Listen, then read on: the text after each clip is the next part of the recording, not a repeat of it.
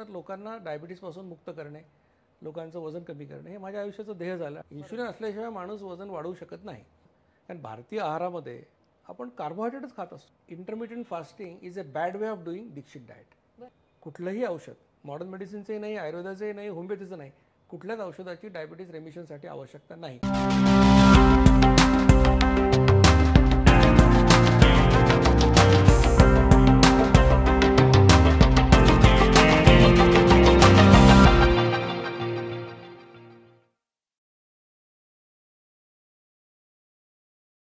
आजच्या आपल्या पाहुण्यांची ओळख वेगळी करून देण्याची आवश्यकता नाही, कारण फक्त भारतातच नाही तर सर जगप्रसिद्ध आहेत. डॉक्टर जगन्नाथ दीक्षित तुम्हा सगळ्यांना परिचित आहेत. दीक्षित डाएट विषयी सगळ्यांनी नक्की ऐकलेलंच असेल, पण सरांची एक औपचारिक ओळख आज करून देते. कारण सरांचं फक्त दीक्षित डाएटच नाही तर त्याचबरोबर आणखीही खूप मोठं काम आहे. सर सध्या बीजे मेडिकल कॉलेजमध्ये कम्युनिटी मेडिसिनमध्ये प्रोफेसर आहेत. सरांचा प्रदीर्घ अनुभव आहे मेडिकल टीचर म्हणून, आणि त्यासाठी सरांना 5 राज्यस्तरीय आणि 3 राष्ट्रीय पुरस्कार मिळालेले आहेत. त्याचबरोबर 2015-2016चा MUHSचा म्हणजे महाराष्ट्र युनिव्हर्सिटी ऑफ हेल्थ सायन्सचा बेस्ट टीचर पुरस्कार सरांना मिळालेला आहे. सरांचे 20हून अधिक पुस्तकं प्रकाशित झालेले आहेत. काही पुस्तकं मेडिकल स्टुडंटसाठी आहेत, काही नर्सिंगच्या स्टुडंटसाठी आणि बरीचशी आपल्यासारख्या सामान्य लोकांसाठी आहेत, ज्यामधून आरोग्याचा प्रचार प्रसार सर सातत्यानं करत आहेत. आणि हे खूप मोठं काम आहे, कारण एखादं पुस्तक लिहिणं अवघड असतं. सरांनी 20हून जास्त पुस्तकं लिहिलेली आहेत. त्याचबरोबर सरांचे 63हून अधिक रिसर्च पेपर्स पब्लिश झालेले आहेत. वेगवेगळ्या कॉन्फरन्सेसमध्ये आणि जर्नल्समध्ये सरांनी हे प्रकाशन केलेलं आहे.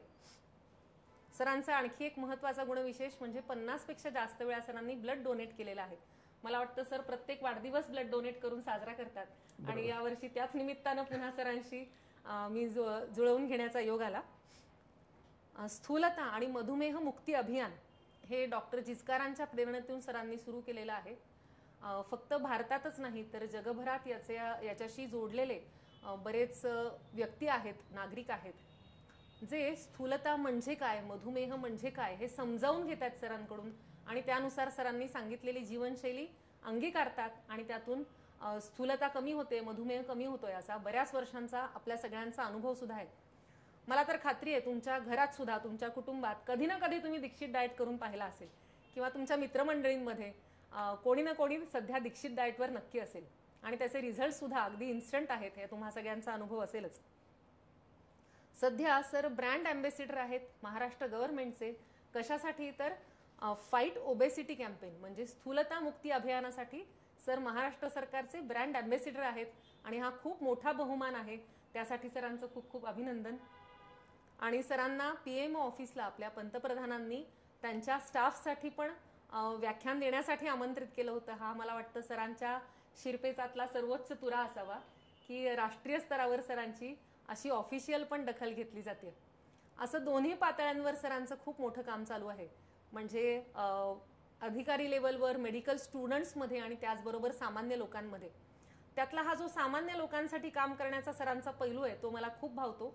कारण बरेचदा रिसर्च असतो किंवा काही वैद्यकीय काम असतं ते त्यांच्या फील्ड पुरतं, त्यांच्या प्रॅक्टिस पुरतं मर्यादित राहतं, पण सरांनी खरोखर पब्लिक हेल्थमध्ये खूप मोठं काम केलेलं आहे. तर आज अशा आंतरराष्ट्रीय ख्यातीच्या तज्ज्ञांचं आपल्या चॅनलवर खूप खूप स्वागत करते. नमस्कार सर, वेलकम. आणि आपल्या अर्हम टीमकडून सरांना एक छोटीशी भेट. याच्यामध्ये सर आम्ही बनवलेली काही प्रॉडक्ट्स आहेत, इन हाऊस प्रॉडक्ट्स आहेत, ही तुम्हाला नक्की आवडतील अशी अपेक्षा आहे. त्यातही साखर नसेल अशी काळजी घेतलेली आहे. तर आज आपण जो विषय चर्चा करणार आहोत, बरेचदा सरांनी याच्यावर व्याख्यानं दिलेली आहेत, पण एक आयुर्वेद तज्ज्ञ म्हणून माझ्या मनात असलेले काही प्रश्न मी आज सरांना विचारणार आहे. सर सुरुवात करूया. हो. पहिला जो प्रश्न आहे, मला एक सांगायचं राहिलं की आपण ज्या डॉक्टर श्रीकांत जिचकार यांचा उल्लेख केला त्यांचीही मी ओळख करून देणार होते, पण मला वाटतं प्रत्यक्ष सरांनीच त्यांच्याविषयी थोडं सांगावं आणि नंतर मग आपण या विषयाला सुरुवात करावी. अतिशय चांगला तुम्ही प्रश्न विचारला, कारण या सगळ्या अभियानाची सुरुवातच डॉक्टर श्रीकांत जिचकारांमुळे झाली. आणि 2012मध्ये मी माझं वजन कमी करायचा प्रयत्न करत होतो, आणि मला असं वाटलं मी प्राध्यापक आहे, इतकी पुस्तकं वाचले तर आपल्याला 8-1 किलो माझं वजन कमी करायचं होतं. मी म्हटलं 3-4 महिन्यात कमी होईल. अनेक प्रयोग केले मी. दिवसातून एकदाच जेवायचं किंवा काय लो कार्ब हाय फॅट, अनेक उद्योग केले. म्हणजे जवळपास वर्ष माझं वाया गेलं आणि सगळं गेलं. म्हणजे पैसे गेले, वेळ गेला, आशा गेली, पण वजन काही माझं गेलं नाही. आणि मी इतकं फ्रस्ट्रेट झालो. म्हटलं आपण लोकांना सांगणार शहाणपण की आपण डॉक्टर म्हटलं, आपण लोकांना सांगतो वजन कमी करा, आणि ते म्हणजे तुमचं डॉक्टर काय. मग इतकं फ्रस्ट्रेट झाल्यानंतर माझ्या एका मित्रांनी मला म्हटलं की डॉक्टर जिचकरांचं एक यूट्यूबवर लेक्चर आहे, त्याने मला ते पेनड्राईव्हवर आणून दिलं. ते म्हणाले की तू सगळं केलं तर हे ऐकून बघ. आता जिचकरांची माझी कधी भेट झाली नाही आयुष्यात, कारण ते 2004ला वारले आणि मी 2012ला त्यांचं लेक्चर ऐकलं यूट्यूबवर. आणि ते ऐकल्यानंतर मला त्याच्यातलं जो कळकळ होती त्यांची, ती फार मला आवडलं. आणि मी नेहमी असा विचार करायचो की यांच्या बोलण्यातलं जर 10% जरी तळमळ आपल्या बोलण्यामध्ये आली तर आपण लाखो लोकांपर्यंत पोचू शकू. आणि त्यांच्या आशीर्वादाने बहुतेक तसं घडताना मला दिसतं आहे. आणि मग त्यांनी त्या लेक्चरमध्ये सांगितलं होतं सोपा फॉर्म्युला की 2 वेळा जेवा निरोगी राहायचं असेल तर. आणि बरं, असं म्हटलं नाही कमी खा, असंही म्हटले नाही नॉनव्हेज खाऊ नका, असंही म्हटले नाही गोड खाऊ नका, तेल खाऊ नका, तूप खाऊ नका. म्हणजे असं कुठलंच काही रेस्ट्रिक्शन नाही. मला काय पटलं नाही. कारण आम्ही मेडिकल कॉलेजमध्ये आपण काय शिकलो की कॅलरीज इन कॅलरीज आउट. म्हणजे जास्त खाल्लं, कमी खर्च केला तर वजन वाढतं. अर्थात आपल्याला असा अनुभव घरात दिसत नाही. म्हणजे 2 सख्खे भाऊ असतात, एक लठ्ठ असतो, एक बारीक असतो. तो बारीक 4 पोळ्या खातो आणि तो लठ्ठ 2च पोळ्या खातो, पण तो लठ्ठ कधी बारीक होत नाही, हे आपण बघतो. म्हणजे पण त्यावेळेला माझ्या डोक्यात तीच कल्पना होती की दररोज 100 कॅलरी एक्स्ट्रा खाल्ल्या की 70 दिवसांनी 1 किलो वजन वाढणार. पण मी म्हटलं ठीक आहे, हा माणूस आपल्याकडे पैसे मागत नाही, आपण करून बघायला काय हरकत आहे. मग करून बघितलं आणि 3 महिन्यात माझं 8 किलो कमी झालं वजन, 2 इंच पोट कमी झालं. तेव्हा माझ्या लक्षात आलं की हा माणूस सांगतो ते इतकं महत्त्वाचं आहे, खास करून भारतासारख्या देशासाठी, की आपल्याकडे पैसे नाही आहेत. आणि मग मी त्याच्यावर प्रयोग केले, मग त्याच्यात त्यांच्या कल्पना सगळ्या रिफाईन केल्या आणि मग मी ते हे केलं. पण जिचकरांविषयी सांगायचं म्हणजे जिचकार अतिशय बुद्धिमान व्यक्तिमत्व. म्हणजे अशी माणसं तितक्या फार लहान वयात ते गेले, म्हणजे 50शी पण त्यांनी गाठली नव्हती. भारताचं नुकसान झालं, फार मोठं नुकसान झालं. आणि म्हणजे त्यांच्या ज्ञानाचे जे आपण बघू पैलू, म्हणजे जर त्यांनी आज गीतेवर व्याख्यान दिलं तर ते दुसऱ्या दिवशी हॉर्टिकल्चरवर व्याख्यान द्यायचे, तिसऱ्या दिवशी झिरो बजेट किंवा अर्थसंकल्पावर व्याख्यान द्यायचे. म्हणजे अशी त्यांची रेंज होती, बहुआयामी बुद्धिमत्ता. बहुआयामी. आणि MBBS होते, MD, ज्या विषयात मी MD केलं त्याच विषयात ते पण होते MD. पहिल्या अटेम्प्टमध्ये IPS झाले, पण त्यांना ते आवडलं नाही, ते सोडून लगेच IS झाले. मग आमदार झाले, आमदार व्हायच्या आधी मंत्री झाले. आणि त्यांच्याकडे 22 पदव्युत्तर पदव्या होत्या. म्हणजे तुम्ही नाव घ्या की त्यांच्याकडे ती डिग्री, समजा MA तुम्ही विचार केला तर पॉलिटिकल सायन्स आहे, फिलॉसॉफी आहे, सायकॉलॉजी आहे. म्हणजे अशा 22 विषयात त्यांच्याकडे डिग्री होत्या. म्हणजे असा माणूस सापडणं अशक्यच आहे. म्हणजे त्यावेळेला त्यांचं नाव लिम्का बुक ऑफ रेकॉर्ड्समध्ये होतं फॉर हॅव्हिंग हायेस्ट डिग्रीज. आजही जवळपास मला वाटतं आता कदाचित कोणी आलं असेल माहीत नाही, पण त्यावेळेला तरी त्यांचंच नाव होतं. आणि मग म्हणजे राजकारणी होते, पण त्यांनी जे सांगितलं होतं त्याच्यामुळे माझं आयुष्य बदललं. म्हणजे मी आरोग्य शिक्षणासाठी पुस्तकं लिहित होतो, काम माझं चालूच होतं, पण एक ध्येय जे मिळतं माणसाला की आपल्याला आता पर्पज काय आपल्या आयुष्याचं, तर लोकांना डायबिटीसपासून मुक्त करणे, लोकांचं वजन कमी करणे, हे माझ्या आयुष्याचं ध्येय झालं. आणि त्यासाठी मी जिचकरांना नेहमीच त्याबद्दल हे करतो, क्रेडिट देतो, की त्यांच्यामुळे मला आयुष्याचं ध्येय मिळालं.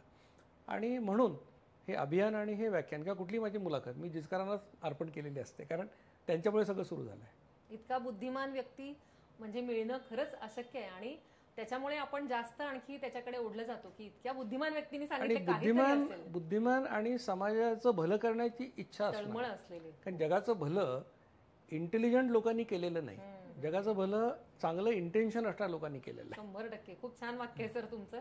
आणि तुम्ही सुद्धा अशाच इंटेन्शननी पुढे काम करताय. म्हणजे मला ते वाक्य आठवलं की दिव्यानी दिवा लावावा, तसं हे तुम्ही त्यांच्याकडून प्रेरणा घेतली आहे आणि असंख्य दिवे लावलेत आणि त्याचा आपल्याला दिसतोय परिणाम, खरंच दिसतोय.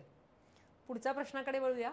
आयुर्वेद हा खरं प्रकृती आधारित सायन्स आहे, बरोबर. पुरुषम विक्ष असं आयुर्वेदात म्हटलंय. म्हणजे प्रत्येक व्यक्ती वेगळा आहे. जसं तुम्ही आता उदाहरण दिलेत की 2 सख्खे भाऊ आहेत, पण एकाचं वजन वाढतं, एकाचं वाढत नाही.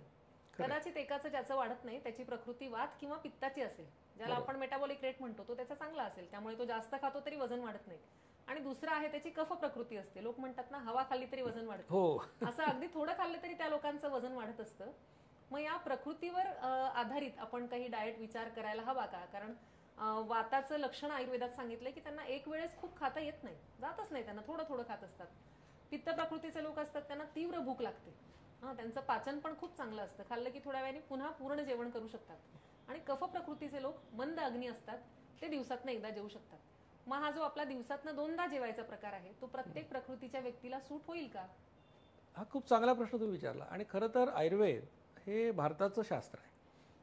आणि माझी पत्नी स्वतः MD शालक्य असल्यामुळे आमची मातृपॅथी आयुर्वेद आहे. बरं. त्याच्यामुळे आमच्या घरामध्ये पहिल्यांदी ट्रीटमेंट मुलं आईकडेच जातात आणि तीच ट्रीटमेंट घेतात. आणि मला देखील ते आवडतं, कारण आयुर्वेदामध्ये जितका व्यक्तीचा विचार केलेला आहे तेवढा आम्ही मॉडर्न मेडिसिनवाल्यांनी केलेला नाही. आमच्यासाठी सगळे ताप सारखेच आहेत. सगळ्या तापाला पॅरासिटामॉल दिलं की कोणाचाही ताप कमी होतो. त्यामुळे मॉडर्न मेडिसिन प्रॅक्टिस करणं सोपं आहे, आयुर्वेद प्रॅक्टिस करणं फार अवघड आहे. आणि त्याच्यामुळे जे आयुर्वेदाचे लोक प्रामाणिकपणे आपल्या पॅथीशी एकनिष्ठ राहून प्रॅक्टिस करतात त्यांच्याविषयी मला अतिशय आदर आहे. दुर्दैवाने असे लोक तुम्हालाही माहिती आहे ही संख्या कमी आहे, पण जे काही आहेत ते अतिशय चांगलं काम करतात. आता आयुर्वेदामध्येच असं म्हटलेलं आहे की द्वौ काल भुंजित, ह्याचा मी वापर माझ्या सगळ्या व्याख्यानात करत असतो की 2 वेळा जेवा असं सांगितलेलं आहे. आणि आता तुम्ही जो उल्लेख केला की वात पित्त आणि कफ, बरोबर आहे की या प्रकृतीनुसार माणसाचा भुका वेळा ह्याच्यामध्ये थोडाफार काही फरक असू शकेल, नाही असं नाही. परंतु प्राथमिक सिद्धांत जो आहे की 2 वेळा जेवा असं सांगितलेलं आहे. आता कदाचित असं सांगितलं असेल की हिवाळ्यामध्ये लोकांनी नाश्ता करायला हरकत नाही एखाद्या वेळेला असं. तर त्या अनुषंगाने म्हणजे कसं असतं की जगात प्रत्येक माणूस वेगळा आहे. म्हणजे ही मला नेहमीच लोक विचारतात की वन साईज फिट्स ऑल कसं काय, सगळ्यांना 2 वेळा जेवायचं कसं काय. म्हणजे की जगामध्ये वैविध्य असलं तरीसुद्धा काही बेसिक प्रिन्सिपल सेमच असतात. म्हणजे सगळेच लोक ऑक्सिजनच घेतात आणि सगळे कार्बन डायऑक्साईड सोडतात. असं कुठे नाही की व्यक्ती वैविध्य म्हणून तो नायट्रोजन घेईल किंवा नायट्रस ऑक्साईड घेईल, असं होत नाही. त्याच्यामुळे काही गोष्टी या सर्वसामान्य सगळ्यांसाठी लागू होतात. तसंच मला असं वाटतं की 2दा जेवणं. आता कसं आहे की म्हणजे तुम्ही तर असं म्हटलं की वात किंवा पित्त किंवा वातवाला माणूस त्याला जास्त वेळा खावं लागेल असा आपण विचार केला. पण समजा आज तो 15 वेळा खात असेल आणि माझं ऐकून तो 3 वेळा खायला लागला, 4 वेळा खायला लागला, तरी त्याला फायदाच होणार आहे. कारण ह्याच्यामागचं जे शास्त्र आहे की वारंवार खाल्ल्याने वारंवार इन्शुलिन तयार होतं आणि इन्शुलिनची लेवल वाढली की तुम्ही लठ्ठ होता, तुम्हाला इन्शुलिन रेझिस्टन्स येतो आणि मग टाईप 2 डायबिटीस होतो. हा या दीक्षित जीवनशैली मागचा सिद्धांत आहे. त्याच्यामुळे जितकं तुम्ही कमी वेळा खाल, आणि तुम्हाला आयुर्वेदामध्ये ताकाचा ऑप्शन आहेच. म्हणजे डॉक्टर जिचकारे व्याख्यानात म्हणायचे की ताक हे इंद्राला सुद्धा दुर्लभ आहे आणि ताक प्यायला परवानगी आहे लाईफस्टाईलमध्ये. त्यामुळे जर वात प्रकृतीच्या माणसाला 6 वेळा भूक लागत असेल तर 2 वेळा त्यांनी अन्न खावं आणि उरलेल्या 4 वेळा ताक प्यावं. त्यामुळे त्याला सुद्धा हे करता येण्यासारखं काही ना काही ऑप्शन आहे, नक्कीच ऑप्शन आहे. आता पुढचा प्रश्न वेगळा आहे, पण ताकाचा उल्लेख निघाला म्हणून मी विचारते. ताक सुद्धा थंडीच्या दिवसात आपण पिऊ शकत नाही, कोणाकोणाला आंबट चालत नाही. अशा वेळेस मुगाचं कढण जर मध्ये घेतलं तर ते चालेल का? आता कसं आहे की मुगाचं कढण किंवा कुठलंही ज्याच्यामध्ये कार्बोहायड्रेट्स आहेत किंवा प्रोटीन्स आहेत, हे सगळ्यांनी इन्शुलिन तयार होतं. म्हणजे पूर्वी असा समज होता की प्रोटीन्स खाल्ले म्हणजे अगदी डॉक्टर जिचकारांनी पण त्यांच्या व्याख्यानात म्हटलंय की एक व्हाईट मी खायचो तर माझं इन्शुलिन सिक्रेट नाही व्हायचं. आता जिचकारा जेव्हा बोलत होते तेव्हा ते 97-98चा पिरियड होता. त्यावेळेला इन्शुलिन टेस्ट करण्याची टेक्नॉलॉजी सुद्धा मागासलेली होती. मी जेव्हा तो प्रयोग करून बघितला तेव्हा मला लक्षात आलं की इन्शुलिन सिक्रेट होतं. आणि मग अभ्यास करायला लक्षात आलं की प्रोटीन्समुळे अनप्रेडिक्टेबल स्पाईक येतो इन्शुलिनचा. त्यामुळे प्रोटीन आणि कार्बोहायड्रेट दोन्ही इन्शुलिनच्या दृष्टीने वाईट आहेत आणि इन्शुलिन तयार होतं. म्हणून मुगाचं कढण तुम्ही घेतलं तर मला खात्री आहे की त्याने इन्शुलिन तयार होईल. आणि ताकानी म्हणजे आम्ही जे ताक सांगतो की 2 चमचे दह्यामध्ये ग्लासभर ताक म्हणजे पातळ. या नॉर्मल ताकामध्ये कार्बोहायड्रेट 0.7 ग्रॅम% असतं, त्याने इन्शुलिन तयार होत नाही. पण तुम्ही विकतचं ताक घेतलं किंवा तुम्ही अगदी घट्ट ताक जर घेतलं लस्सीसारखं तर मग त्याने इन्शुलिन तयार होईल. आणि मग थंडीच्या दिवसात काय ऑप्शन द्यावा, म्हणजे काय ऑप्शन आहे? मुळात कसं आहे की हे कंपल्सरी घ्या म्हणून सांगितलेलं नाही, चालतं म्हणून सांगितलं. पाणी बेस्ट आहे सगळ्यात. आयडियल आमचं म्हणणं की तुम्ही पाण्यावर या. पण ठीक आहे, आता तुम्हाला काय काय चालतं तर तुम्हाला काळा चहा चालतो, काळी कॉफी चालते. तर काळी कॉफी घेत असाल तर फक्त ती कॉफीच्या बिया भाजून जी पावडर बनवतात प्युअर कॉफी ती चालते. म्हणजे चिकोरी मिक्स किंवा इन्स्टंट कॉफी चालत नाहीत. आणि ब्लॅक टी म्हणजे तुमचा जो साधा कुठलाही चहा असतो आपला, पण त्याला फ्लेवर नसावा. पण आजकाल काय कुठलं त्याच्यामध्ये तुळस मग काहीतरी गवती चहा काय काय टाकतात. तर साधा जो असतो ज्यात काहीच नाही असा चहा. आणि कसा करायचा चहा ते पण महत्वाचं आहे, कारण ब्लॅक टी तुम्ही जर पाणी घेतलं उकळून त्यात पत्ती टाकली तर ते कडू होतं आणि ते पिता येत नाही. म्हणून सोपी पद्धत अशी आहे की पाणी गरम करायचं, कपावर गाळणी ठेवायची, गाळणीमध्ये ती पत्ती टाकायची आणि त्याच्यावर ते गरम पाणी ओतायचं. जे खाली उरतं त्याला काळा चहा म्हणायचं आणि ते समाधान, प्यायचं. चहा पिल्याचं समाधान. म्हणजे 2 कप पिलं तरी तुम्हाला त्यांनी त्रास होणार नाही. अच्छा अच्छा. तर चहा Acidity चालतो, होणार नाही. हां. मी सांगितल्याप्रमाणे कॉफी चालते, ग्रीन टी पण चालतो. बरं. हे 3 लिंबू पदार्थ पाणी पण चालतात. चालेल. आता त्याच्यामध्ये नॉन डायबेटिकसाठी लिंबू पाणी पण चालेल, हं. नॉन डायबेटिकसाठी शहाळ्याचं पाणी पण चालेल एकदा, बरं नॉन डायबेटिकसाठी 1 टोमॅटो दिवसभरात खाल्ला तरी चालेल. बरं हे 3 जे ॲडिशनल पदार्थ किंवा 25% दुधाचा चहा सुद्धा चालेल. बरं. पण हे नॉन डायबेटिकसाठी. हो. प्री डायबेटिकसाठी पाणी, पातळ ताक, ग्रीन टी, ब्लॅक टी किंवा ब्लॅक कॉफी, ओके. एवढंच म्हणजे आपण आपल्या प्रकृतीचा आणि हो. आपल्या अवस्थेचा विचार विचार करून करून यातली निवड करायची आहे. करू शकतो. आणि ऋतूनुसार आपण तुम्ही म्हणताय तसं थोडंफार आपण त्याच्यात बरोबर. व्हेरिएशन करू शकतो. काही लोकांना ताकाने त्रास होतो, त्यांना खोकला, सर्दी होते, खोकला येतो, त्यांनी घेऊ नये. अच्छा. म्हणजे याच्यात पण आहेत आपल्याकडे ऑप्शन्स मार्ग आहेत. आहेत, ऑप्शन्स आहेत. पुढचा प्रश्न माझा असा आहे की तुम्ही 18 नंतर हे सांगताय, रेकमेंडेड आहे की प्रत्येक ॲडल्टनी हा डाएट करायला हवा. पण एक ऑब्झर्वेशन माझं असं, माझ्या स्वतःच्या बाबतीत, तुम्ही जेव्हा शिरूरला लेक्चर द्यायला आला होता हो. तेव्हा मी थोडे दिवस हा प्रयोग करून पाहिला, पण तेव्हा काही मला जमलं नाही. एक 10-12 वर्षापूर्वी तेव्हा काही जमलं नाही, पण आता मात्र जमतं. तर मला असं वाटतं की 40 वर्षापर्यंत पित्त प्राधान्य असतं, तेव्हा मेटाबॉलिक रेट चांगला असतो, खूप भूक लागत असते. मग अशा वेळी काय करायला हवं? आता त्याच्यामध्ये कसं आहे की भूक लागणे आणि वारंवार खाणे या 2 वेगळ्या गोष्टी आहेत. म्हणजे मला भूक लागते तर मी पोटभर जेवू शकतो. म्हणजे मी कमी खायला सांगतच नाही आहे, मी पोटभर जेवायला सांगतो, 2 वेळा जेवायला सांगतो फक्त. म्हणजे तुम्ही 4 पोळ्या, एक पोळी 4 वेळा खाणं काय आणि 2 पोळ्या 2 वेळा खाणं काय, तुमची भूक तेवढीच आहे. त्याच्यामुळे आता कितीतरी मुलं आहेत, 18, 19, 20 वर्षाची मुलं करतात अगदी. त्यामुळे असं काही नाही की बा लहान वयात करू शकत नाही, कुठल्याही वयात करू शकतो. फक्त काय होतं की जसं जसं आपलं वय वाढतं तसं तुम्ही म्हटल्याप्रमाणे बेसल मेटाबॉलिक रेट कमी होतो, ओव्हरऑलच आपल्याला भूक कमी लागायला लागते, पचन देखील कमी होतं. आणि ICMR देखील म्हणतं की 40 नंतर तुम्ही तुमच्या डाएटमध्ये 10% कपात करा दर दशकाला. आपलं उलटं होतं नेमकं. पण 40 पर्यंत लोक पैसेच कमवायच्या मागे असतात आणि पैसे कमवायला लागले की मग नंतर खाणं कमी करायचं लोकांना जीवावर येतं, मग आणखीन खात राहतात. तर असा प्रकार होतो त्याच्यात. त्यामुळे वय आणि याचा फारसा संबंध नाही आहे, कोणीही करू शकतं. क्वांटिटी ऑफ फूड तुम्ही हवी तेवढी खाऊ शकता, त्यात काही त्याने अध्यसनाचा धोका नाही का? अध्यसन म्हणजे हो. जास्त खाणं. हो. तर व्यासना अशी एक जैन कन्सेप्ट आहे की 2 वेळा जेवणं. पण त्याच्यात बरेचदा असं होतं की पुन्हा खायचं नाहीये का, मग सगळं आत्ताच खाऊन घेऊ, आणि त्याला अध्यसन म्हणतात. त्यामुळे सुद्धा काही विकार निर्माण होतात. म्हणजे अध्यसन तुम्ही जे मला म्हणालात ते मला जे काय माहिती आहे, म्हणजे त्याच्यानुसार आता समजा मी काहीतरी खाल्लं एक 20 मिनटं मी जेवलो आणि नंतर एक 25 मिनटं थांबलो. आता हे तर पचन सुरू झालेलं आहे आणि ते पचन चालू असतानाच मी पुन्हा आणखीन काहीतरी खाल्लं. म्हणजे उदाहरण द्यायला की यज्ञ चालू आहे आणि तुम्ही त्याच्यात काहीतरी समित्या टाकलेल्या आहेत आणि मग ते जर चाललेलं असताना त्याच्यावर काय टाकलं तर धूर तयार होतो, त्याला काहीतरी लोक अध्यसन किंवा. तर असं खूप लोक विचारतात किंवा 55 मिनिटाचा वेळ तुम्ही जेवायला दिला, तर आपण सांगतो की 55 मिनिटात तुम्ही जेवू शकता. मग 20 मिनिटं खाल्लं, मध्ये ब्रेक घेतला, मग अजून काही खाल्लं, असं चालेल, असं काही लोक विचारतात. तर अध्यसनचा अर्थ मला जो माहिती आहे तो असा होता. पण 55 मिनिटं समजा सलग मी 30 मिनिटं जेवत असेल, त्यांनी अध्यसन होत असेल असं नाही मला वाटतं. म्हणजे त्याच्यामुळे 30 मिनिटात आता मुळात कसं आहे की 55 मिनिटं वेळ का दिला, तर इन्शुलिन सिक्रेशन सायकल 55 मिनिटाचं आहे. 55च्या पुढे गेला तर तुमचं इन्शुलिन परत तयार होईल, म्हणून तुम्ही 55 मिनिटात संपवा. आता 55 मिनिटात संपवा याचा लोक अर्थ असंही घेतात की 55 मिनिटं खा, वाटेल ते खा. काही लोकांना असं वाटतं की मी असं सांगितलं की प्रत्येक घास 32 वेळा चावा म्हणजे 55 मिनिटं, असं नाही सांगितलेलं. असं सांगितलं की 55 मिनिटात संपवा, म्हणजे 25 मिनिटात संपलं तरी चालेल. त्याच्यामुळे हा जो विषय आहे अध्यसनाचा तो येणारच नाही. जास्त खायचं क्वांटिटी जास्त वाढत नाही का? एक मानसिक हे असतं की मला आता पुन्हा खायचं नाहीये, असं होतं. मी आता जास्त खाऊन घेईन. असं सुरुवातीला होतं की तुम्ही जेव्हा नवीन लाईफस्टाईल सुरू करता तेव्हा एक 8-10 दिवस ओव्हर इटिंग होतं. हळूहळू तुमच्या शरीराला आपोआप कळतं की आता बरोबर आपलं एवढं माप, एवढंच खायला पाहिजे, ते खातो माणूस. आणि आता काय झालं की आपण एक जेवणाचा सिक्वेन्स सांगतो. म्हणजे पूर्वी कसं होतं की असं सर्व लोक म्हणायचे 2दा जेवा, मग काय हवं ते खा, म्हणजे अर्धा किलो रसगुल्ला खा, असं अनेक त्याच्यात गैरसमज होते. तर आपण आता काय सांगतोय की जेवणाच्या सुरुवातीला तुम्ही नट्स खा, म्हणजे काजू, बदाम, अक्रोड काय असेल ते. त्याच्यानं म्हणजे रात्री भिजवून ठेवा, शेंगदाणे, बदाम, अक्रोड ते खा. त्याच्यानंतर तुम्ही मोठी वाटी सॅलड खा. सॅलड म्हणजे आम्ही म्हणतो की एक काकडी, एक टोमॅटो चिरल्यावर जेवढा आयवस तयार होईल तेवढं तुम्ही सॅलड खा. डायबिटीस असेल तर तुम्ही गाजर आणि बीट खाऊ नका असं आपण सांगतो. आणि डायबिटीस असेल तर तुम्ही गोड चवीचे ड्रायफ्रूट खाऊ नका. आणि त्याच्यानंतर तेवढीच वाटी मोड आलेलं कडधान्य किंवा 2 उकडलेली अंडी. तर मोड आलेलं कडधान्य कच्चंही खाता येतं, शिजवून खाता येतं, तो प्रत्येक म्हणजे याच्यानुसार, पचनशक्तीनुसार. आणि हे 3 पदार्थ खाऊन झाल्यानंतर जेवढी भूक आहे तेवढं तुम्ही जे काय खात असाल ते खा. पोळी भाजी वरण भात कोशिंबीर ठेचा व्हेज नॉनव्हेज त्याला काही मर्यादा नाही.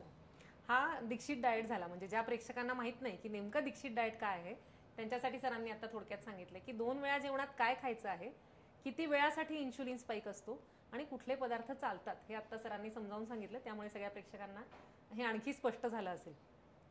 मधुमेहामध्ये सर काही पेशंट्सचा आयुर्वेदात कफज पित्तज आणि वातज असे मधुमेह सांगितलेले आहेत. तर कफज जो मधुमेह असतो तो जड खाण्यामुळे किंवा आपण आता जे बैठी जीवनशैली आहे त्याच्यामुळे होणारा आहे. पण काही वात प्रकृतीचे सुद्धा लोक असतात त्यांना मधुमेह होतो, त्यांचं वजन उलट कमी कमी होत असतं. मग त्यांनी हा डाएट करावा का? आता कसं आहे की म्हणजे आयुर्वेदामध्ये माझ्या माहितीनुसार 20 प्रकारचं प्रमेह आहे आणि त्यातला कुठला तरी एक प्रकार हा टाईप 2 डायबिटीसच्या जवळ जातो. आणि आमच्या दृष्टीने डायबिटीसचे 2 प्रकार आम्ही मानतो. एक म्हणजे टाईप 1 आणि एक टाईप 2. टाईप 1 म्हणजे काय की लहान वयात डायग्नोज होतो आणि या मुलांच्या शरीरात इन्शुलिन तयार होत नाही. तर इन्शुलिन हा असा हार्मोन आहे की जर शरीरात इन्शुलिन नसेल आणि तुम्ही त्याला रोज 100 किलो जरी पदार्थ खायला दिले तरी त्याचं 1 ग्रॅमसुद्धा वजन वाढणार नाही. Insulin is required. इन्शुलिन असल्याशिवाय माणूस वजन वाढवू शकत नाही. तर हे टाईप 1चे लोक. आता सुदैवाने डायबिटीसच्या सगळ्या पेशंटपैकी हे 3-4% असतात. दुसरा प्रकार जो आहे तो प्रकार म्हणजे आता हा तुम्ही वजन कमी होण्याबद्दल म्हटलं. दुसरा प्रकार जो आहे तो म्हणजे इन्शुलिन खूप सिक्रेट होऊन त्यांचं वजन वाढलं आहे. कारण इन्शुलिनचं काम काय आहे की डायजेशन नंतर जे एंड प्रोडक्ट्स रक्तामध्ये येतात, ग्लुकोज आहे, फॅटी ॲसिड आहे, अमायनो ॲसिड आहे, त्याचा वापर करायचं इन्शुलिनचं काम आहे. आणि शरीराला कसं असतं की 2000 कॅलरीज ऊर्जा लागते आपल्याला सरासरी. आता वजन जास्त आहे, काम जास्त करत असेल फिजिकल तर त्याला जास्त लागेल, पण सरासरी 2000 कॅलरीज लागते. आणि 2 इंधनं आपल्याकडे जाळण्यासाठी आहेत. एक आहे ग्लुकोज. 1 ग्रॅम ग्लुकोज जाळलं तर 4 कॅलरी ऊर्जा मिळते. आणि दुसरं फॅटी ॲसिड किंवा चरबी. 1 ग्रॅम फॅटी ॲसिड जाळलं तर 9 कॅलरी ऊर्जा मिळते. म्हणजे ग्रॅम टू ग्रॅम कम्पेअर केलं तर ग्लुकोजच्या तुलनेत फॅटी ॲसिड जाळलं तर 2.25 पट ऊर्जा मिळते. त्या साहजिकच शरीराच्या सगळ्या पेशींना फॅटी ॲसिड जाळायला आवडतं कारण कॉस्ट इफेक्टिव्ह आहे, त्यांना ते आवडतं. पण आता 2 इंधनं असले तरी त्याच्यात एक प्राधान्यक्रम आहे की आधी कुठलं जाळायचं. तो प्राधान्यक्रम फार सोपा आहे समजायला की समजा मी कोणाला 2 पाकिटं दिली, एका पाकिटामध्ये पेढा आहे दुसऱ्या पाकिटामध्ये फरसाण आहे, तर त्याच्यात त्याला पेढा आधी संपवावा लागतो कारण त्याच्यावर लिहिलेलंच आहे 48 तासात मिल्क प्रॉडक्ट आहे खराब होईल. म्हणजे जे साठवता येत नाही ते आधी संपवावं लागतं. तसं ग्लुकोज साठवता येत नाही म्हणून ग्लुकोज आधी संपवावं लागतं. त्यामुळे ग्लुकोज जोपर्यंत रक्तामध्ये आहे तोपर्यंत शरीर फॅटी ॲसिडला हात लावत नाही. आता पचन झाल्यानंतर रक्तात ग्लुकोज पण असतं, फॅटी ॲसिड पण असतं. आता हे जर ग्लुकोज रक्तातून पेशीत जायचं असेल कारण पेशींना ऊर्जेसाठी ते लागणार, तर त्याच्यासाठी इन्शुलिन आवश्यक आहे. कारण इन्शुलिन प्रत्येक पेशीवर मी म्हणतो एक कुलूप असतं ज्याला तांत्रिक भाषेत आपण इन्शुलिन रिसेप्टर असं म्हणतो. आणि ते रिसेप्टरचं जोपर्यंत कुलूप उघडलं जात नाही तोपर्यंत ग्लुकोज पेशीत जात नाही. मग इन्शुलिन ही ती किल्ली आहे जी ते कुलूप उघडेल आणि ग्लुकोजला पेशीत पोचवेल. मग हे काम झाल्यानंतर म्हणून ते खाल्ल्यानंतर इन्शुलिन तयार होतं. त्याचं कारण ते आहे. आणि मग त्या ग्लुकोजची रिक्वायरमेंट पेशींची भागली पण अजून ग्लुकोज आपल्या रक्तामध्ये असतं. कारण भारतीय आहारामध्ये आपण कार्बोहायड्रेटच खात असतो. पोळी भाकरी भात इडली वडा डोसा साखर गूळ गोड पदार्थ फळं म्हणजे आपण 80% कार्बोहायड्रेट खातो. आणि आयसीएमआर म्हणते की 50-55% खायला पाहिजे. आता एवढं ग्लुकोज तुमच्या म्हणजे पचन झाल्यानंतर ग्लुकोजचा महापूर येतो आणि पेशींची गरज भागली अजून ग्लुकोज शिल्लक आहे. मग इन्शुलिन त्याला ग्लायकोजनमध्ये कन्व्हर्ट करतो आणि ग्लायकोजन तुमच्या लिव्हरमध्ये 100 ग्रॅम साठवून ठेवतं. तर याचा उपयोग असा असतो की तुम्ही उपाशी राहिला खायला नाही मिळालं तर शरीर 100 ग्रॅम ग्लायकोजन काढून तुम्हाला 400 कॅलरी देऊ शकतं. आणि ही 2 कामं झाल्यानंतर जर अजून ग्लुकोज असेल तर इन्शुलिन त्या एक्स्ट्रा ग्लुकोजचं कन्व्हर्शन फॅटी ॲसिडमध्ये करतं आणि त्याला चरबीच्या रूपात साठवतं. म्हणजे खूप लोकांना असं वाटत असतं की मी तेल खात नाही तूप खात नाही लोणी खात नाही पण मी लठ्ठ कसा. तर लठ्ठ होण्यासाठी तेल तूप खाण्याची गरज नाही. ते काम तुम्ही पोळी भाकरी खाऊन करू शकता कारण त्यातल्या गव्हामधल्या आणि बाजरीमधल्या ग्लुकोजचं रूपांतर चरबीत केलेलं आहे. आणि ते करणारा कोण आहे तर इन्शुलिन आहे. म्हणजे इन्शुलिनमुळे आपण लठ्ठ होतो आणि त्याच्यामुळे पुढे रेझिस्टन्स आणि मग टाईप 2 डायबिटीस या गोष्टी सगळ्या होतात. म्हणजे आता रेझिस्टन्स कसा येतो तर याच्यासाठी आपल्याला माणसाच्या इतिहासात जावं लागेल की माणूस जेव्हा पृथ्वीवर आला तेव्हा आपण जंगलात राहायचो आणि किती वर्ष जंगलात राहिलो तर आपण 6 लाख वर्ष जंगलात काढले. खूप मोठा पिरियड आहे. आणि गेली 10,000 वर्ष आपण जंगलाच्या बाहेर आहेत. म्हणजे आपलं जे काही शहरी जीवन आहे हे 10,000 वर्षाचं आहे आणि जंगलातलं जीवन आपलं 6 लाख वर्षाचं आहे. मग आमच्यावर संस्कार कुठले आहेत जंगली प्राण्याचे. मग जंगलात राहायचे. आता या 10,000 वर्षापैकी शहरी भाग आपलं जीवन, त्यातले 6,000 वर्ष आम्हाला शेती करता येते. म्हणजे आम्ही जंगलात राहायचो तेव्हा पोळी भाकरी भात इडलीचा काही प्रश्नच नव्हता. मग आपण काय करायचो, जसं दुसरे प्राणी करतात तेच करत होतो, प्राण्याला मारून खायचं. आता प्राण्याला मारून खायचं असेल तर त्याच्या मागे पळावं लागेल. तो काही 8:30 वाजता येत नाही तुमच्याकडे, बॉस तुम्हाला टाईम हो गया ब्रेकफास्ट का. निसर्ग एवढा दयाळू नाही आहे, क्रूर आहे. मग तुम्हाला पळायला लागेल, नुसतं पळून चालत नाही, त्याच्यापेक्षा जोरात पळायला लागेल. बरं एवढं करून त्याला मारलं तर नशीब चांगलं पाहिजे, मागून वाघ सिंह आला तर ते सोडून पळावं लागेल. मग अशी जर तुमची खाण्यापिण्याची अवस्था असेल, काय तुमच्या आयुष्यामध्ये बेड टी, ब्रेकफास्ट, ब्रंच आणि ते ऑफिसमध्ये वेंडिंग मशीनमधला चहा, कॉफी, मसाला पान, आईस्क्रीम हे शक्य आहे का? हे नव्हतं शक्य. खायला मिळणंच अप्रूपाची गोष्ट होती. म्हणजे आज मिळालं तर पुढचं मिळायला महिना लागायचा, कधी 15 दिवस लागायचे, कधी 3 आठवडे लागायचे, कधी मिळायचं नाही, लोक मरायचे. ही वास्तविकता होती आयुष्याची. की म्हणून आपलं सायकल असं होतं फिजिओलॉजिकल, की फिस्टिंग अँड फास्टिंग. म्हणजे जेव्हा मिळेल तेव्हा कोणी डिस्टर्ब करणार नाही तोपर्यंत खाऊन घ्या. 2000 कॅलरीज तुम्हाला लागतात ना, 5000 कॅलरीज खा.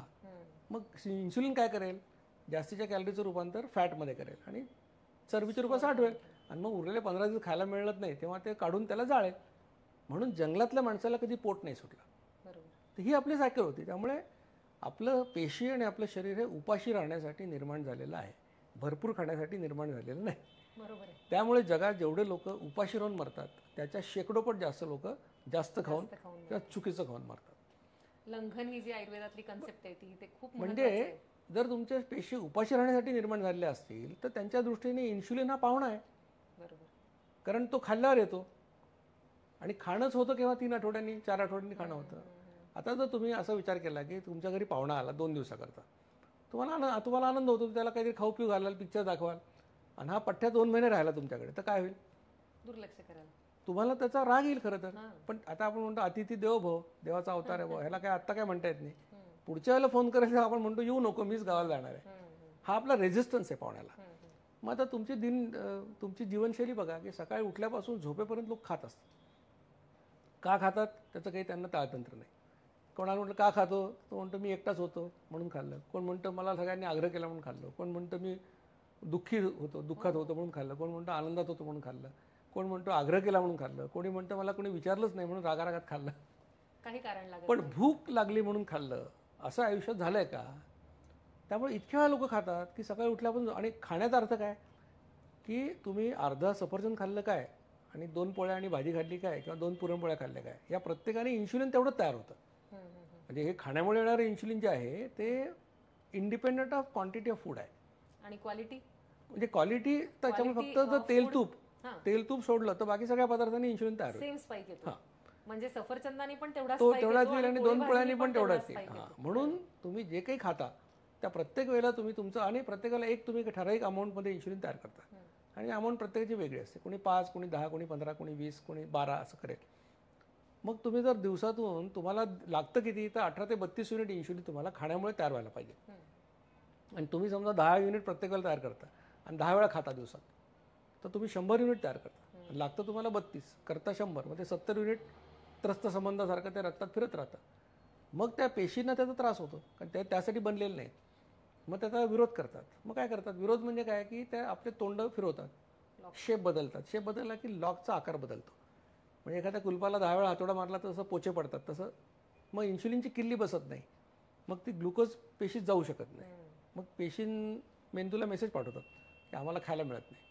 मग मेंदू रक्तात बघतो तर भरपूर ग्लुकोज आहे. मग मेंदू असा विचार करतो की बहुतेक माझ्या किल्ल्या कमी आहेत किंवा माझ्या किल्ल्या काम करत नाहीत. मग दोन्ही वेळा सिच्युएशनमध्ये मेंदू म्हणतो ठीक आहे, याचं आता 10 युनिटनी काम होत नाही बहुतेक, आता हे माप वाढून आपण 15 युनिट करायला पाहिजे. म्हणजे जो माणूस प्रत्येक वेळेला खाल्ल्यावर 10 युनिट इन्शुलिन बनवायचा, तो आता 15 युनिट बनवतो. याला म्हणतात इन्शुलिन रेझिस्टन्स तयार होणे. मग असं काही दिवस काम चालतं, मग पुन्हा अजून कुल्प बिघडतात. मग मेंदू त्याचं 15चं 30 करतो. आणि मग एक अवस्था अशी येते की रक्तात भरपूर इन्शुलिन आहे, भरपूर ग्लुकोज आहे, पण आता ही कुल्प एवढी बिघडली आहेत, रेझिस्टन्स एवढा वाढला की ते ग्लुकोज काही पेशीत जात नाही, रक्तात अडकून पडते आणि लघवी वाटे बाहेर पडायला लागते. आणि रक्तात एवढी ग्लुकोज असल्यामुळे दुसरं जे इंधन आहे फॅटी ॲसिड, तेही शरीर वापरू शकत नाही. मग ग्लुकोज पण नाही आणि फॅटी ॲसिड पण नाही. मग नाईलाजाने शरीर तिसऱ्या इंधनाकडे जातं. तिसरं इंधन म्हणजे प्रोटीन्स. आणि प्रोटीन्स कुठे असतात, तर तुमच्या मसल्समध्ये असतात. आता प्रोटीन्सचा वापर शरीर ऊर्जेसाठी करत नाही, कारण तसा वापर करणं म्हणजे घर गहाण ठेवण्यासारखं आहे. कारण म्हणजे स्वतःला डिस्ट्रॉय करूनच ते एनर्जी मिळवण्यासारखं आहे.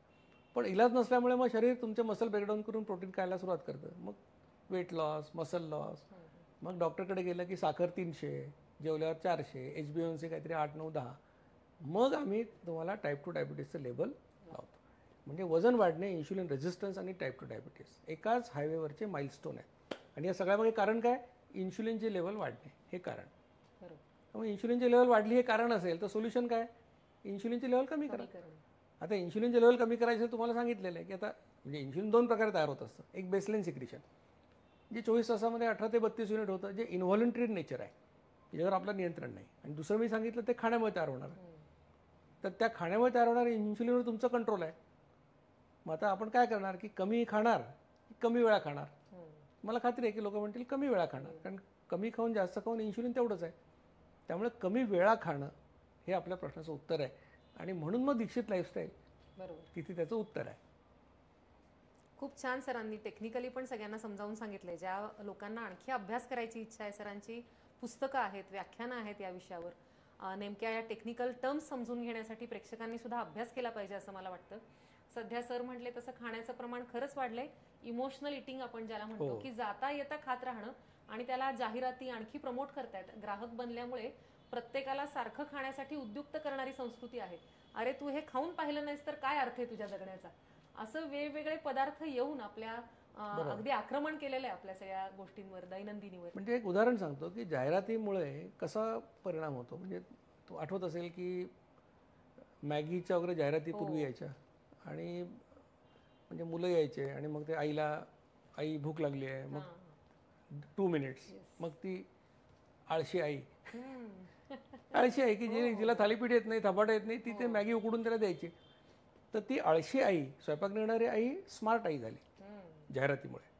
आणि मग खेड्यापाड्यातल्या सगळ्या महिला तेच. आणि आता जे आता आपल्या वयाच्या म्हणजे 50च्या आसपासचे लोक आहेत, त्यांना काय मॅगी आवडत नाही. पण जे 15-16 वर्षाचे मुलं आहेत त्यांना मॅगी म्हणजे जीव की प्राण आहे. तर हे जे काही जाहिरातींमुळे गोष्टी घडतात, किंवा मग कोणी एखादा हिरो काहीतरी जाहिरात करतो कुठल्या तरी कोल्ड्रिंकची, म्हणजे मला आश्चर्य वाटतं की म्हणजे कोल्ड्रिंक हे या आजच्या जगामधलं एक पॉयझन आहे. म्हणजे 100 ग्रॅम कोल्ड्रिंकला 11 ग्रॅम साखर, आणि 500 ml कोल्ड्रिंक प्यायला 10 मिनिटं पण लागत नाही, म्हणजे 55 ग्रॅम साखर माणूस खातो. तर हे जे आहे, आणि याची जाहिरात करणारे कोण आहेत?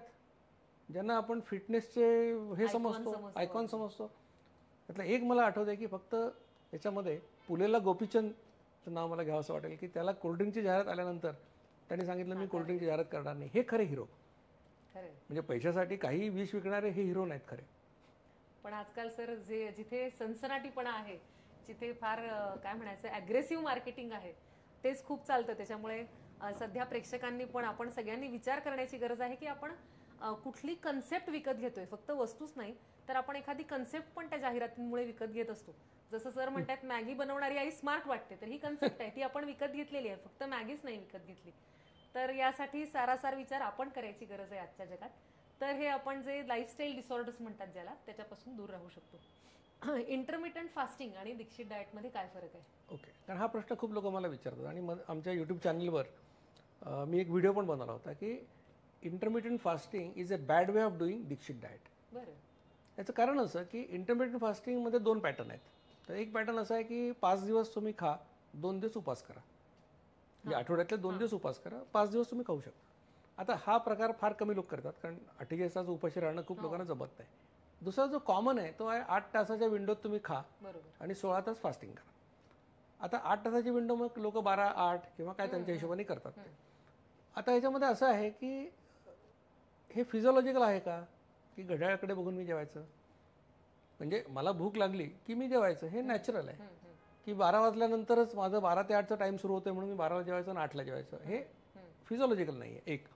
दुसरी गोष्ट अशी की समजा 12 ते 8 या वेळामध्ये मला खायची परवानगी आहे आणि मी दर 1.5 तासाला खाल्लं 5-6 वेळा, तर माझं इन्शुलिन 5-6 वेळा तयार होणार आहे. आणि माझं इन्शुलिन 5-6 वेळा तयार झालं तर माझं वजन वाढणार, इन्शुलिन रेझिस्टन्स वाढणार आणि डायबिटीस होणार. त्यामुळे इंटरमिटंट फास्टिंगमध्ये एम्फसिस कशावर आहे? गॅपवर आहे. दीक्षित लाईफस्टाईलमध्ये एम्फसिस कशावर आहे? फ्रिक्वेन्सीवर आहे, की 2 वेळा खा. मग 2 वेळा तुम्ही कुणी सकाळी 8ला खाईल, रात्री 8ला खाईल, म्हणजे 12 तासाचा गॅप आहे. कोणी 1ला खाईल 7ला खाईल, तर 6ताच गॅप आहे. तर फ्लेक्झिबिलिटी राहते, इंटरमिडिएट फ्लेक्झिबिलिटी आणि शिक्षा केल्यासारखं. फिजिओलॉजिकल आहे ना, की मला जर भूकच लागत नसेल 12 वाजता तर मी का खायचं 12 वाजता. मला जर 1ला भूक लागते मी 1ला खाईन. तर म्हणून या दोनमध्ये हा फरक आहे की इंटरमिडिएट फास्टिंग लोकप्रिय झालंय, पण त्याच्यामध्ये हा प्रॉब्लेम आहे. आणि तुम्ही जर वर्षांनी सर नवीन ट्रेंड येत असतो. बरोबर आहे. आणि इंटरमिडिएट फास्टिंगमध्ये तुम्ही जर 2दाच जेवत असाल 12 आणि 8 तर तुम्ही दीक्षित लाईफस्टाईलच करताय. अच्छा, रात्रीच्या जेवणाविषयीच्या वेळेवर तुमचं काही आहे का सर, म्हणणं आहे का? कारण मी प्रमोट करते की 6च्या आधी जेवा, त्याच्यानंतर इन्शुलिन जे म्हणजे आपण हे म्हणतो की जे काही तुम्ही 6-7 नंतर खाताय त्याचं कन्व्हर्जन फॅट्समध्ये किंवा शुगरमध्ये होणार आहे. अगदी खरं आहे की असं की सर्कॅडियन रिझम जो आहे म्हणजे माणसाचं सकाळी उठल्यापासून झोपेपर्यंत सूर्याबरोबर आपली सगळं बरोबर, त्यामुळे तुमचे पहाटे तुमचे कॉर्टिकोस्टेरॉइड्स वगैरे हार्मोन येतात. कारण तुम्हाला आता कामाला जायचं तर तुमची ग्लुकोज वाढली पाहिजे, शुगर वाढली पाहिजे, हे सगळं ठरलेलं आहे. शरीरामध्ये या गोष्टी घडतात. पण दुर्दैवाने कसं म्हणजे आपण जसा विचार केला की लोक जर सकाळी 4:30-5ला उठले तर त्यांना बरोबर 10-11 वाजता भूक लागेल, ते जेवतील. दुसरी भूक त्यांना संध्याकाळी 6ला लागेल, ते जेवतील. म्हणजे सूर्यास्ताच्या आधी जेवून ते त्यांचं काम संपेल. आता आमचे लोक उठतातच 11 वाजता, झोपतात रात्री 1:30-2 वाजता, सगळं ते नेटफ्लिक्स वगैरे बघून. ह्यांना कुठला नियम सांगणार? म्हणजे आयडियल आहे, ते खूप चांगलं आहे. जर हे जैनिझममधली जी कॉन्सेप्ट आहे किंवा सूर्यास्ताच्या आधी खाल्लं तर फार चांगलं, पण त्यासाठी सूर्योदयाच्या आधी उठावं लागेल. हे ज्याला जमेल त्याचं नथिंग लाईक इट.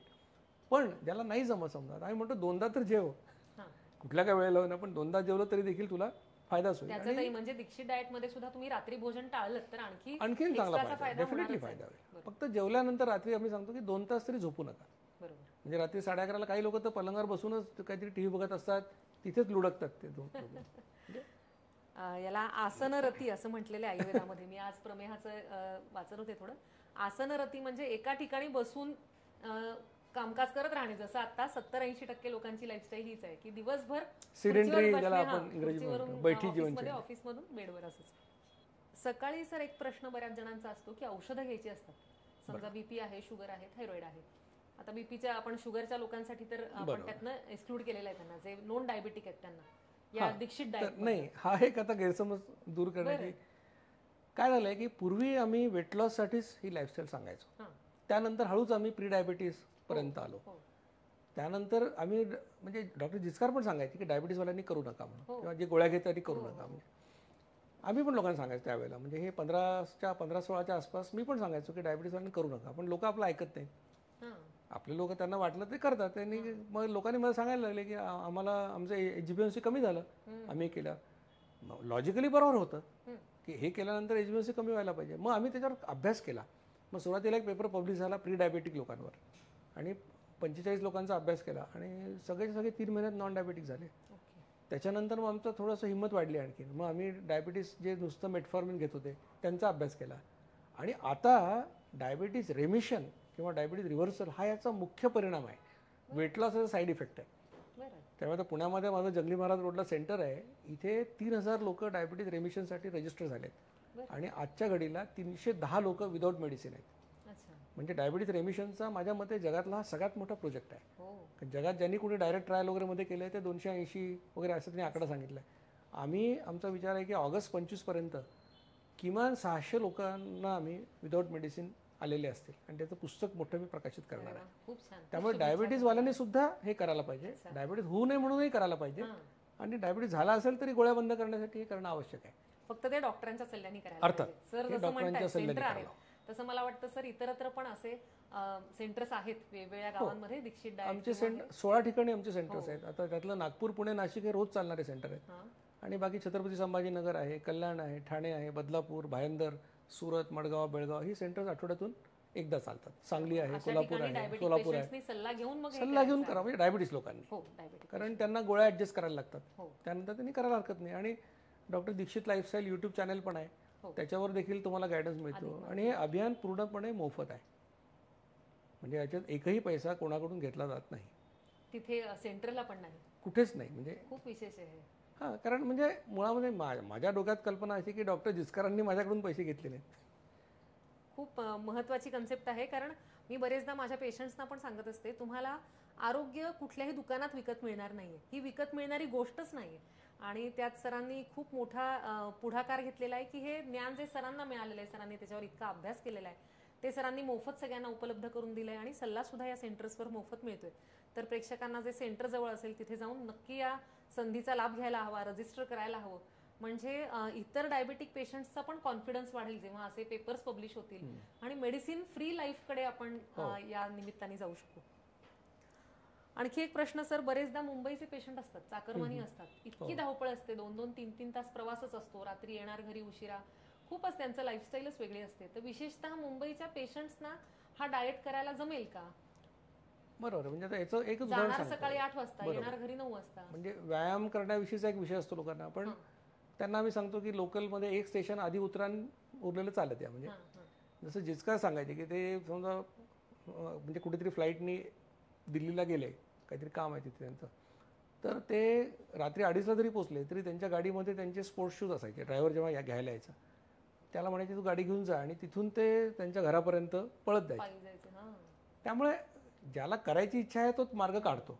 आता खाण्याबद्दलचा विषय असा आहे की सिक्वेन्स सांगितलेला आहे. आता मुंबईच्या लोकांचं एक जेवण तर बाहेरच होतं, तर आम्ही म्हणतो की 4 कप्प्याचा डबा घ्या. एका कप्प्यामध्ये तुम्ही ते नट्स आणि सॅलड ठेवा, दुसऱ्या स्प्राउट ठेवा, तिसऱ्यात तुम्ही पोळी भाजी ठेवा. म्हणजे अशक्य नाही. आणि समजा तुम्हाला अगदीच स्वयंपाकच तयार झाला नाही, काही लोकांचा हाही प्रॉब्लेम असतो की 6ला निघायचं तर स्वयंपाक तयार नाही. पण आता हे तर 3 गोष्टी पहिल्या हे आळशाचंच खाणं आहे. भिजवून ठेवलेले बदाम अक्रोड टाकायला लागत नाही, काय एक काकडी टोमॅटो घेऊन जायला काही लागत नाही, आणि स्प्राउट एकदा करून ठेवले की 3 दिवस चालतात. तर हे 3 पदार्थ तुमच्याकडे आहेत, मग तुम्हाला तिथे पावडा जरी मिळाला तरी खा ना, डझंट मॅटर. हे 3 गोष्टी खाणं महत्त्वाचं आहे. त्याच्यानंतर जे खायचं ते खा. त्यामुळे असं कोणी नाही की त्याला करताच येणार नाही, फक्त जिद्दीपणा हवा, इच्छा पाहिजे करायची. मी पेशंटला म्हणत असते की हट्टीपणा हवा या गोष्टींसाठी. रिव्हर्सल हवा असेल तर हट्ट हवा की मी हे करून दाखवीनच. वजन म्हणा, शुगर म्हणा, या सगळ्या गोष्टींसाठी त्या पेशंटची जिद्द हवी. डॉक्टर स्पून फिडिंग नाही करू शकत, सल्ला देऊ शकतात, शेवटी करायचं पेशंटलाच असतं. नाही, डॉक्टरांनी निदान एवढं सांगणं आवश्यक आहे की लाईफस्टाईल डिसऑर्डरचं उत्तर लाईफस्टाईल मॉडिफिकेशन, इम्प्रूव्हमेंट हेच असू शकतं. कुठलंही औषध, मॉडर्न मेडिसिनचंही नाही, आयुर्वेदाचंही नाही, होमिओपॅथीचं नाही, कुठल्याच औषधाची डायबिटीज रेमिशनसाठी आवश्यकता नाही, टाईप 2 डायबिटीससाठी. हे खूप महत्वाचं धाडसी विधान आहे सरांचं. नाही, धाडसी म्हणजे हे वास्तव आहे. कारण कुठल्याच लाईफस्टाईल तुमची बिघडलेली असेल तर तुम्ही आता सध्या डायबिटीसच्या पेशंटची हिस्ट्री काय, स्टोरी काय सगळ्यांची, की त्याला सुरुवात केली मेटफॉर्मिननी 500 मिलीग्राम, नंतर वर्षभराने 1000 केलं, 2 वर्षांनी ग्लिमिप्रेट टाकलं, 5 वर्षांनी अजून पायग्लेटाझोन टाकलं, 20 वर्षांनी इन्शुलिन दिलं, तरी देखील काय रेटॅनोपॅथी, डायलिसिस हेच आहे ना. मग एवढे बुद्धिमान डायबिटॉलॉजिस्ट आम्हाला ट्रीटमेंट देतात, मग आमचे पेशंट बरे का होत नाहीत, औषधं बंद का होत नाहीत, कमी का होत नाहीत? कारण दिशाच चुकलेली आहे. हा खूप मोठा विषय आहे खरं म्हणजे. लाईफस्टाईल डिसऑर्डरचं सोल्युशन लाईफस्टाईल पाहिजे, इट कॅनॉट बी मेडिसिन्स. खूप महत्वाचं विधान आहे, कारण बरेचदा आपल्या चुकांमुळेच झालेले रोग असतात आणि त्याला सुधारण्यासाठी आपण बाहेर काहीतरी सोल्युशन पाहत असतो. ते खरं बाहेर नसून आपल्या आतच आहे. आणि लोकांना पण म्हणजे यात डॉक्टरांची चूक आहे असं नाही, लोकांना शॉर्टकट पाहिजे. लोकांना वाटतं एक गोळी खाल्ली म्हणजे, आता एक गोळी म्हणजे 500 मिलीग्राम मेटफॉर्मिन जर रोज एखादा माणूस खात असेल तर तो म्हणजे सकाळ संध्याकाळ तो वर्षाला 365 ग्रॅम खातो, 3 वर्षात 1 किलो मेटफॉर्मिन खातोय. अरे 1 किलो मेटफॉर्मिन दाखवलं तुम्हाला, त्या केमिकलचा काहीतरी परिणाम होत असेल. मग म्हणून कसं आहे की डायबिटीज झाल्यानंतर जर लोकांना 2 ऑप्शन दिले की लाईफस्टाईल आणि मेडिसिन, तर कुठलाही शहाणा माणूस लाईफस्टाईलचा प्रयत्न करून बघेल. ठीक आहे, त्याला जमेल नाही जमेल पुढचा मुद्दा, पण हे सांगणं आवश्यक आहे. त्याने आयुष्य पण वाढते आणि क्वालिटी पण वाढते, डेफिनेटली वाढते. आता एक आणखी प्रश्न, जे फिटनेस फ्रीक लोक आहेत सर, जिम करतायत, बरेच जण आहेत माझ्या आजूबाजूला, मॅरेथॉन्स करतायत, जिम करतायत, त्यांना प्रोटीन्सचं एक खूप हे चढलेलं असतं, अगदी भूत चढलेलं असतं डोक्यावर. दिवसभर मोजून प्रोटीन्स घेत राहणं, प्रोटीन शेक्स घेणं आणि दिवसभर खात राहणं, हे ते एक त्यांच्या डोक्यात बसलेलं असतं फिट समीकरण. कॅलरीज मोजून घेणं, तेवढ्या कॅलरीज तितक्या वेळा घेणं. मध्यंतरी तर मी एका टॉप न्यूट्रिशनिस्टचं एक भाषण ऐकलं की ज्या दिवशी तुमची जशी ऍक्टिव्हिटी आहे, म्हणजे आज हेक्टिक आहे लाईफस्टाईल, तर तुम्ही तेवढ्या कॅलरीज एक्स्ट्रा घ्या आणि मग इतक्यांदा खा डिवाइड करून, तर तुमचा परफॉर्मन्स चांगला राहील, असा खेळाडूंना किंवा यांना सल्ला दिला जातो व्यायाम करणाऱ्या लोकांना. तर त्यांच्यासाठी आपण काय सांगूया? आता कसं आहे की हे अभियान जे आम्ही सुरू केलं, स्थूलत्व आणि मधुमेहमुक्त विश्व अभियान, ह्याच्यामध्ये काय की जनरली लोक कोण येतात, 40च्या पुढचे लोक जनरली येतात, सर्वसामान्य घरातले लोक येतात. हे काही लोक असे नाहीत की ज्यांना मी म्हटलं की जिम लावा आणि ते 10,000 रुपये जिम लावतील, किंवा त्यांना म्हटलं 5,000 रुपयाचं प्रोटीन पावडर खा म्हणून ते खातील. असे लोक नाही आहेत, त्यांना फिट राहायचं आहे. आता तुम्ही जे उदाहरणं सांगितली किंवा फिटनेस फ्रीक म्हणजे काय, आता फिटनेस फ्रीक म्हणजे आपल्याकडे असं पण आहे की म्हणजे वर्षाची फी भरणारे लोक आहेत जिममध्ये आणि जातात 3च दिवस, स्वतःचा वाढदिवस, बायकोचा वाढदिवस आणि लग्नाचा वाढदिवस, 3 दिवशी जातात, इतर दिवशी काही जात नाहीत. आणि ते अशाच लोकांवर जिम चालतात खरं तर. की बरेचसे क्लब जे आपले असतात, जिथे मेंबरशिप असते लाईफ टाईम, तिथे लोक जिथे जातच नसतात, त्याच्यामुळे बाकीच्या लोकांना ते सगळं करायला मिळतं व्यवस्थित. तर पण एखाद्या माणसाला समजा आयर्नमॅन व्हायचं आहे, एखाद्या माणसाला समजा स्क्वॅश खेळायचं आहे आणि 4-4 तास त्याला खेळायचं आहे, तर अशा लोकांसाठी ही लाईफस्टाईल नाही. म्हणजे आता तुम्ही पण 21 किलोमीटर एखादा पळणारा माणूस असेल समजा, तो काय रोज पळत नाही, महिन्यातून एकदा पळत असेल, अशा माणसाला आमचे अनेक फॉलोअर्स आहेत. मी स्वतः सुद्धा 21 किलोमीटर बऱ्याच वेळा पळालेलो आहे. पण ते 21 किलोमीटर पळताना आम्ही पाण्याशिवाय दुसरं काही घेत नाही, काही फरक पडत नाही. हां, पण तुम्हाला आयर्नमॅन करायचं असेल किंवा अशा कुठल्या खूपच एक्झॉस्टिव्ह गेम असतील किंवा तुम्ही कॉम्पिटिटिव्ह स्पोर्टमध्ये असेल कुठल्या, की आता आपले मल्ल असतात, 4-4 तास ते व्यायाम करत असतात, मग ते 5 लिटर दूध पितात, त्यांच्या शरीराची अर्धा किलो बदाम खात असतील. म्हणजे तर ह्या लोकांसाठी हे नाही आहे, हे सर्वसामान्य लोकांसाठी आहे, ज्यांना फिट राहायचं आहे, डायबिटीज होऊ द्यायचा नाही आहे, झाला असेल तर रिव्हर्ट करायचं आहे, अशांसाठी. पण एक्स्ट्रीम व्यायाम करणाऱ्या लोकांसाठी त्यांचे ट्रेनर जे सांगतील ते त्यांनी करावं. मसल टोन यांनी मेंटेन राहतो का सर आपल्या डाएटने? कारण मसल टोन तर सगळ्यांना हवाय. 40 नंतरच्या स्त्रियांमध्ये कॅल्शियम मसल लॉस होत असतो, तर त्यांच्यासाठी मग हा उपाय. कारण असा पण एक गैरसमज आहे की समजा वजन कमी होतं तर मग मसल कमी होतात का, असं खूप लोकांचा प्रश्न असतो. आता या लाईफस्टाईलचे 4 फायदे होतात. आम्ही सांगतो की वजन कमी होतं, 6 महिन्यात एक 6.8 किलो सरासरी कमी होतं, आणि पोट कमी होतं, सरासरी 1.5 इंच, रेंज 1 ते 4 इंचाची आहे. आता जर पोट कमी होत असेल तर याचा अर्थ काय कमी होतं, चरबीच कमी होते. त्याच्यामुळे आणि मसल्स किंवा प्रोटीन तुमच्या शरीरातलं जर 1 किंवा 2 किलो तर गेले तो माणूस मरतो. त्याच्यामुळे मसल लॉस होणं अशा प्रकारच्या आहे. तर कधी होतं, जेव्हा क्रॅश डाएट असतं कुठेतरी, की कोणाला तो 4000 कॅलरीज खाणाऱ्या माणसाला 400 कॅलरीवर ठेवलं महिनाभर, तर मग ते स्टार्वेशन सिग्नल जाऊन सगळ्या गोष्टी बिघडतात. मग शरीराला म्हणजे त्याच्या स्किनला सुरकुत्या पडणे, केस गळणे, अशा अनेक गोष्टी घडतात जर अशा काही क्रॅश डाएट केलं तर. या डाएटमध्ये किंवा लाईफस्टाईलमध्ये मसल लॉस व्हायचं काही कारण नाही. होतं कसं की 40च्या नंतर मसल लॉस सुरू झालेला असतो, बोन लॉस आणि मसल लॉस सुरू झालेला असतो. आणि आता 40च्या माणसांनी काही तो, म्हणजे मी नेहमी सांगत असतो गमतीने की बेडकाचा काही बैल होऊ शकत नाही. म्हणजे त्याला असं वाटलं की मी आता एकदम श्वायझरसारखा असं होईल, असं काय होत नसतं. तुम्ही काय करू शकता की टोन वाढवू शकता, आणि त्यासाठी तुम्हाला सगळ्यात सोपी गोष्ट जी असेल ती म्हणजे आयुर्वेदाशीच निगडीत आहे, ती म्हणजे सूर्यनमस्कार. तुम्ही 12 सूर्यनमस्कार घातले तरी देखील तुम्हाला सर्व प्रकारचे फायदे मिळतात. कारण व्यायाम 3 प्रकारचे करायला पाहिजेत. एक आम्ही सांगतो बा कार्डिओ, म्हणजे 4.5 किलोमीटर चाला, कारण तेवढं केलं तरी काही ना काही तिथं घडतं. दुसरं आम्ही सांगतो की फ्लेक्झिबिलिटी, म्हणजे योगासनं जी आहेत ती फ्लेक्झिबिलिटीसाठी चांगली आहेत, आणि स्ट्रेंथसाठी त्याच्यामध्ये तुम्ही वेट ट्रेनिंग करू शकता. वेट ट्रेनिंग म्हणजे काय, अगदी भारतीय व्यायाम, जोर आणि बैठका, 25 जोर 50 बैठका जरी मारल्या तेवढं सुद्धा पुष्कळ आहे. आणि तेवढं मला वाटतं 40च्या पुढच्या लोकांना एवढा व्यायाम पुष्कळ होतो, त्याने टोन चांगला आहे. यांना पण एक्सक्लूड केलेलं आहे जे खूप ज्याला 6 पॅक आणि 8 पॅक्स करायचे त्याचा वेगळा. पण 6 पॅक्स आणि 8 पॅक्स करणं हे अनैसर्गिक आहे. म्हणजे माझ्या अनेक व्याख्यानात मी सांगत आलो की देखणा पुरुष कोण, देखणा पुरुष म्हणजे धर्मेंद्र किंवा विनोद खन्नासारखा जो असतो तो, की ज्याचं पोट छातीच्या पुढे आलेलं नाही आणि तो असा बटबटीत, आता अमुक श्री तमुक श्री तुम्ही बघता, म्हणजे ते चांगलेच लोक आहेत, ते काहीतरी वेगळं अचिव्हमेंट करतात, पण असं माणूस तुम्ही पाहू शकता का, असे मसल एक काढून असं आहे, काही नॅचरल नाही आहे. हे एखाद्या माणसाने असं स्पर्धेसाठी करणं वेगळं, पण दैनंदिन आयुष्यामध्ये तुमच्या पुढे आदर्श, आता नवीन पिढीला धर्मेंद्र आणि विनोद खन्नाचं माहीत नाही, पण आमच्या पिढीला तरी तेच आमचे हिरो होते. आता एक जो आधीचा प्रश्न विचारला होता की प्रोटीन सप्लिमेंट, प्रोटीन पावडर्स. आता इंडियन काउन्सिल ऑफ मेडिकल रिसर्चचा 2024 मधला रिपोर्ट सांगतो की प्रोटीन सप्लिमेंट खाणं आरोग्यासाठी घातक आहे. याचं कारण असं, मुळामध्ये तुम्हाला प्रोटीन किती लागतं, तर सर्वसामान्य माणसाला 0.83 ग्रॅम्स पर किलोग्रॅम बॉडी वेट एवढं प्रोटीन लागतं. तुमचं वजन 70 किलो आहे तर 7×8 = 56 म्हणजे 60 ग्रॅम प्रोटीन लागतं. आता तुम्ही 2 अंडी खाल्ली तुम्हाला 13 ग्रॅम प्रोटीन मिळतं. तुम्ही 200 ग्रॅम गहू खाल्ला तुम्हाला 22 ग्रॅम प्रोटीन मिळतं. म्हणजे हे काही फार मोठी अशी गोष्ट नाही की जे मिळत नाही. तुम्ही सोयाबीन खाल्लं 100 ग्रॅम तुम्हाला 40 ग्रॅम प्रोटीन मिळतं. त्यामुळे अन्नातून तुम्ही ते मिळवायला हवं, कुठल्याही कंपनीच्या प्रॉडक्टमधून तुम्ही मिळवू नका. याचं दुसरं कारण असं आहे की त्या प्रोटीन पावडरमध्ये काय टाकलेलं आहे हे तुम्हाला माहीत नाही. ॲनाबॉलिक स्टेरॉइड आहे का, अजून कुठलं औषध आहे का, आपल्याला माहीत नाही. त्याच्यामुळे अशा भानगडीत न पडता तुम्ही अन्नातून ते मिळवायचा प्रयत्न करावा. शक्य तितकं प्रोसेस्ड फूड पासून लांब राहा. लांब राहावं. जे अल्ट्रा प्रोसेस्ड फूड्स आहेत त्याच्यामध्ये काही ना काही दुष्परिणाम होणार आहे आणि ते बॉडीला डायजेस्ट करायला अवघड जाणार आहे. आणि म्हणून त्याचं लेबल वाचावं. हो, लेबलवर सुद्धा माहिती नसते सर, बरेचदा खरी माहिती दिली जात नाही. नाही, गंमत सांगतो की डायबिटीससाठी दिलं जाणारं जे प्रोटीन पावडर्स आहेत बऱ्याचशा, तुम्ही बघा त्याच्यात 60 ग्रॅम साखर आहे. आणि तरी ते आंधळेपणाने घेतलं जात आहे, प्रिस्क्राईबही केलं जातं, घेतलंही जातं आणि लोक वाचतच नाहीत लेबलमध्ये काय लिहिलंय. म्हणून कुठला शॉर्टकट नाही आहे. आरोग्यामध्ये कुठला शॉर्टकट नाहीये. ते स्वतःलाच करावं लागतं, स्वतःलाच कमवावं लागतं आणि स्वतःलाच टिकवावं लागतं. याला पेशन्स पाहिजे आणि निग्रह पाहिजे, इच्छा पाहिजे. मी तुम्हाला एक शेवटचा प्रश्न विचारते आता, की तुम्ही साखर कधीपासून बंद केली आणि त्याचे तुम्हाला काय फायदे झालेत?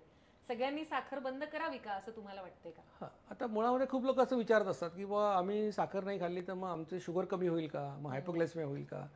तर एक गोष्ट लक्षात ठेवा की साखरेचा एक कण सुद्धा न खाता तुम्ही 100 वर्ष निरोगी आयुष्य जगू शकता.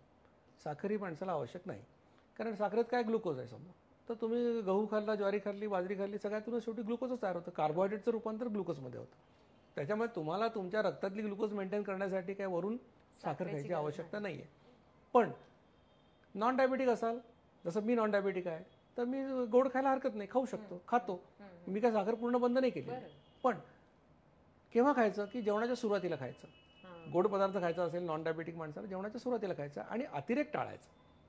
म्हणजे तुम्ही जर एकदम पुरणपोळी खायला बसलात आणि 4-4 पुरणपोळ्या खाल्ल्या किंवा आंब्याचा रस तर अर्धा लिटर आंब्याचा रस खाल्ला, ते काय आरोग्यासाठी चांगलं नाही आहे. म्हणजे जेवढी साखर कमी खाल तेवढं आरोग्यासाठी चांगलं आहे.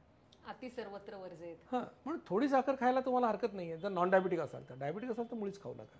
आणि साखर म्हणजे साखर, गूळ, मध, शुगर फ्री सगळंच त्यात आलं. शुगर फ्री हे सांगणं महत्त्वाचं आहे. आजकाल शुगर फ्रीची रिप्लेसमेंट खूपदा केली जाते आणि मग आम्ही निर्धास्त शुगर फ्री. म्हणजे मी लोकांना त्याच्यामध्ये खीर बनवताना अर्धी मूठ गोळ्या टाकलेलं बघितलंय. हो टाकतात, कारण ती किक येण्यासाठी तेवढं गोड व्हावं लागतं. तर खूप छान. पुन्हा एकदा रिवाईज करते आजचे सरांचे पॉइंट्स जे आहेत ते. आपण प्रकृतीनुसार पाहिलं की प्रत्येक प्रकृतीचा व्यक्ती हा करू शकतो. त्यात थोडेफार मॉडिफिकेशन्स आपण ऋतूनुसार, वयानुसार, तुमच्या जीवनशैलीनुसार सुद्धा तुम्ही करू शकता. एखाद दिवशी तुम्हाला खूप धावपळ आहे तसं सरांनी सांगितलं, तर तसं मध्ये तुम्ही ज्यामुळे इन्शुलिन सिक्रिएट होणार नाही असा काही आहार घेऊ शकता. जेवणाच्या वेळेविषयी पण सरांनी सांगितलं की 2दा जेवा आणि रात्री भोजन टाळलं तर त्याचा आणखी फायदा होईल. दोन्ही गोष्टींसाठी, स्थूलता आणि मधुमेह या दोन्ही गोष्टींसाठी त्याचा फायदा होईल. इंटरमिटंट फास्टिंग आणि दीक्षित डाएटमधला फरक सरांनी खूप छान समजावून सांगितला. तो मलाही माहीत नव्हता. आज सरांमुळे मला ही नवीन गोष्ट कळली आणि तुम्हालाही कळलीच असेल. औषधांविषयी सरांनी सांगितलं की आपल्याला मेडिसिन फ्री लाईफ हे उद्दिष्ट असलं पाहिजे. बरेचदा आत्ता आपली जी लाईफस्टाईल आहे ती आजार झाल्यानंतर त्याचं शमन करणारी, म्हणजे रोगप्रशमन ज्याला म्हणतात त्याला ओरिएंटेशन तशी झालेली आहे लाईफस्टाईल. आणि आयुर्वेद किंवा कुठलंही जे बेसिक लॉजिक आहे ते आहे स्वस्थ राहणं, स्वस्थस्य स्वास्थ्य रक्षणं. आणि हा पहिला उद्देश असला पाहिजे प्रत्येक व्यक्तीचा, प्रत्येक डॉक्टरचा सुद्धा, की कोणी आजारी पडूच नाही आणि पडलाच तर मग त्याला काही स्पेशल मदत लागली तर ती देणं हे डॉक्टरचं कर्तव्य आहे. आणि असं स्वास्थ्याचं रक्षण करण्यासाठी सरांनी आज खूप मोलाचा सल्ला दिला आहे. मला वाटतं माझ्या तर खूप शंकांचं निरसन झालंच आणि प्रेक्षकांच्याही बऱ्याच शंकांचं निरसन झालं असेल. प्रेक्षकांच्या याविषयी काही कमेंट्स असतील, याविषयी काही प्रश्न असतील, स्पेसिफिक असतील तर ते नक्की कळवा. आपण सरांना ते प्रश्न पाठवूया आणि पुन्हा शक्य झालं तर सरांना एकदा एखाद्या एपिसोडवर बोलूया आणि सगळ्या शंकांचं निरसन करूया.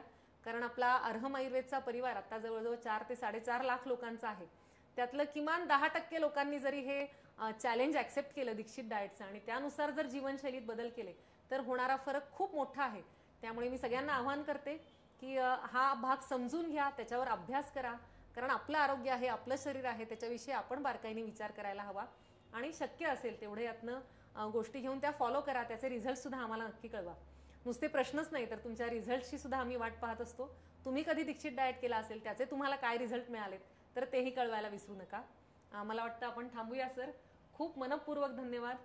तुमचा इतका मौल्यवान वेळ दिला त्याबद्दल खूप खूप धन्यवाद. आपले पण आभार आणि आपल्या YouTube चॅनेलला माझ्या हार्दिक शुभेच्छा की आणखीन हे 10 लाखापर्यंत जावं लवकरात लवकर. थँक्यू. तुमचा आशीर्वाद असू. धन्यवाद.